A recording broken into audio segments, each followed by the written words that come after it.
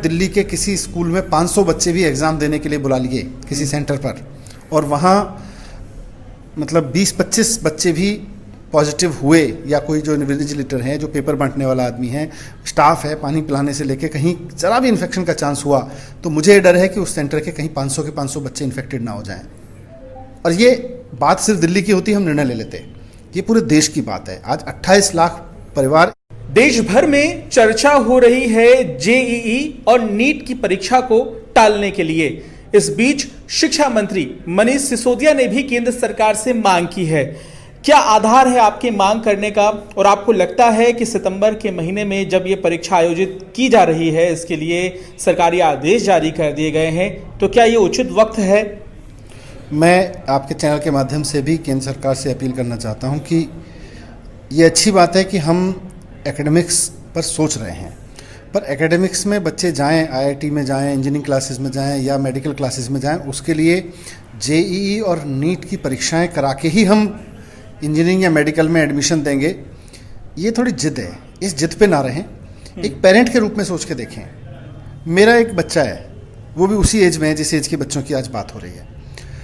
आज दिल्ली में आप 1000 लोगों का टेस्ट करिए, 70 लोग, 80 लोग, 60 लोग रोजाना पॉजिटिव आ रहे हैं। डाउटनेट पर आपको मिलता है दोस्तों मैथमेटिक्स, केमिस्ट्री, फिजिक्स और बायोलॉजी के डाउट का सफाया। आपको बस क्वेश्चन की फोटो खींचनी है, क्रॉप करना है और देन उसको क्लिक करेंगे तो आपको 3 सेकंड के अंदर वीडियोस मिल जाएंगी। सो यहाँ पर बहुत ही आसान है, आज ही डाउनलोड कर लीजिए। 6 to 12 नीट, जेईई और मैथ्स एडवांस के साथ साथ। सो आज ही डाउनलोड करिए डाउटनेट। मतलब 6%, 7% लोग रोजाना पॉजिटिव आ रहे हैं। आप कह रहे हो हम बच्चों को स्कूल में बुलाएंगे, कॉलेज में बुलाएंगे, उनके एग्जामिनेशन सेंटर पे बुलाएंगे। अगर 1000 बच्चे भी एग्जामिनेशन सेंटर पे आए और वहाँ अगर 50-60 बच्चों को भी पॉजिटिव हुआ, आप दुनिया का जो प्रोटोकॉल बना लीजिए वो फैलेगा। आप क्यों बच्चों की जान से खेलना चाहते हो? एक पिता के रूप में सोचिए, एक पेरेंट के रूप में सोचिए। सिर्फ एक मंत्री के रूप में सोचने से, एक एडमिनिस्ट्रेटर के रूप में सोचने से काम नहीं चलेगा। आपको और भी तरीके निकल जाएंगे। आप इसको पोस्टपोन कर सकते हैं, या आप कोई और तरीका निकाल सकते हैं बच्चों को इवैल्यूएट करने का। इसमें मेरा सवाल यही था, मैं आपके ट्वीट भी देख रहा था। शिक्षा मंत्री होने के नाते आप लगातार अभिभावकों से बात भी करते रहते हैं, आपने पेरेंट्स से बातचीत की, दिल्ली में भी स्कूल खुलने चाहिए या नहीं खुलने चाहिए, इसे भी लेकर आप चर्चा करते रहते हैं। एग्जाम जो होने हैं, इसे लेकर आपके पास क्या सरकार के लिए उपाय है? आप क्या केंद्र सरकार को सलाह देना चाहेंगे? पहले तो केंद्र सरकार ये मन बनाए कि हम बच्चों के स्वास्थ्य से खिलवाड़ नहीं करेंगे। हम बच्चों की 28 लाख बच्चे हैं, हम 28 लाख बच्चों की जिंदगी खतरे में नहीं डालेंगे। पहले ये मनाए, फिर तरीके निकल जाएंगे।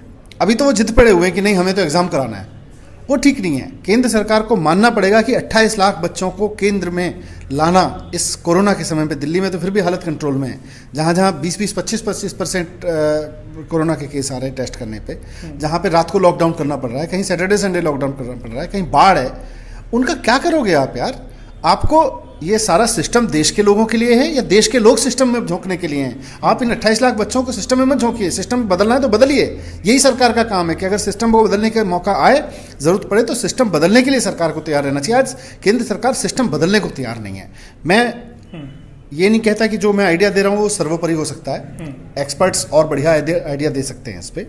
एग्जाम कराने की जिद से अगर केंद्र सरकार बाहर आके सोचे तो मैं पहला आइडिया दे देता हूँ, और भी लोग आइडिया देंगे, जो अच्छा लगे वो कर ले। क्या आइडिया है सर? जैसे मैं बता रहा हूँ, आपने जेईई के बच्चों के लिए आपने मेंस का एग्जाम ले लिया, अभी थोड़े दिन पहले, मतलब जनवरी-फरवरी में लिया था, उसके रिजल्ट आपके पास में है, तो बच्चे की एक परफॉर्मेंस आपको पता है। उसके पहले बच्चे ने 12वीं में उन सब्जेक्ट्स में परफॉर्म किया है जिन पे आप सब्जेक्ट चेक करते हो, 11th में भी किया है। आप 11th, 12th के मार्क्स, जो कि मेन परीक्षाएं आप मानते हो, और जेईई मेंस की परीक्षा, तीनों परीक्षाओं के आधार पे कोई एल्गोरिथम बनाइए, आपको एक्सपर्ट सलाह दे देंगे। उसके बेस पे बच्चे का टैलेंट देख लीजिए, और जो बच्चा परफॉर्मिंग दिखा है पिछले 3 साल में अपने इन तीनों एग्जाम्स में, उसको ले लीजिए। ये एक तरीका हो सकता है। ऐसे और बहुत तरीके हो सकते हैं, पर आप पहले इस माइंडसेट से तो बाहर आइए कि नहीं जी, हम तो परीक्षा करा के रहेंगे। ये कोई लड़ाई थोड़ी है बच्चों की सरकार की, ये बच्चे हमारे ही बच्चे हैं, आपके ही बच्चे हैं। छात्रों की लड़ाई का आप जिक्र कर रहे हैं, ये चर्चा में भी सामने आ रहा है कि जो छात्र हैं उन छात्रों से क्या केंद्र सरकार बातचीत कर रही है? क्योंकि छात्र भी अब अपनी मांगे तैयार करके एक लिस्ट बना रहे हैं और चाहते हैं कि केंद्र सरकार इन्हें सुने। क्या छात्रों की बात नहीं सुन रही है केंद्र सरकार? ऐसा है, अनसुना किया जा रहा है? देखिए, सुनना ना सुनना तो दूर की बात है, छात्रों की सोच नहीं रही है, वो साफ दिख रहा है। आप किसकी बात सुनोगे? आप अपने घर में बच्चों से बात कर लीजिए, हर परिवार में घर में बच्चे हैं उस एज के। आप अपने बच्चों से बात कर लीजिए कि भाई तुम रिस्क लेना चाहोगे, या अपने दिल से पूछ के देख लीजिए कि मैं अपनी बेटी या बेटे को जो अभी जेईई या नेट की परीक्षा देने वाला है, मैं उसको ऐसे सेंटर पे भेजना चाहूँगा जहाँ 500 और बच्चे, 1000 और बच्चे एग्जाम देने आ रहे हैं और मुझे नहीं पता उनमें से कितने कोविड पॉजिटिव हैं? मैं तो नहीं चाहूँगा। कौन चाहेगा?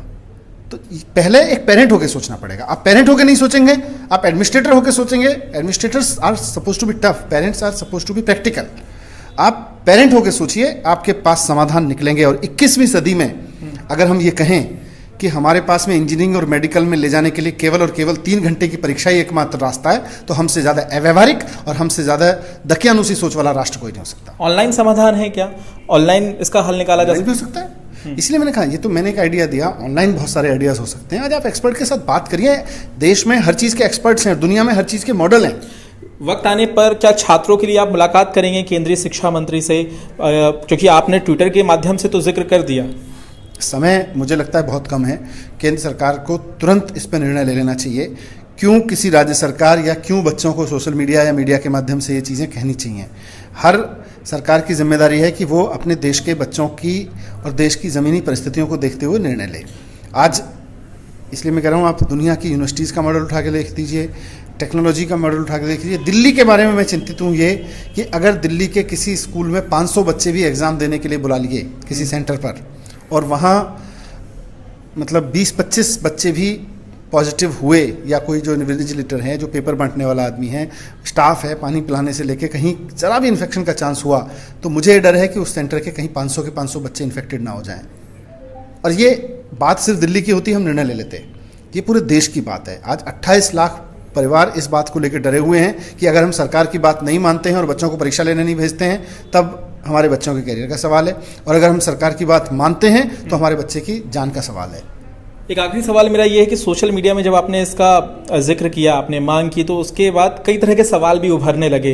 ये भी कहा गया कि दिल्ली में बहुत सी चीज़ों को खोले जाने को लेकर भी सरकार आगे आती रही है। तो ऐसी स्थिति में एक वो फैसला और एक ये फैसला, दोनों में कहीं ना कहीं विरोधाभास नजर आता है। तो इससे आप कितना सहमत हैं? देखिए, एक आदमी घर पे बैठा हुआ है, उसकी दुकान बंद है, वो अपनी दुकान खोलना चाह रहा है, उसके सामने परिवार को रोजी रोटी चलाने का संकट है, खिलाए क्या?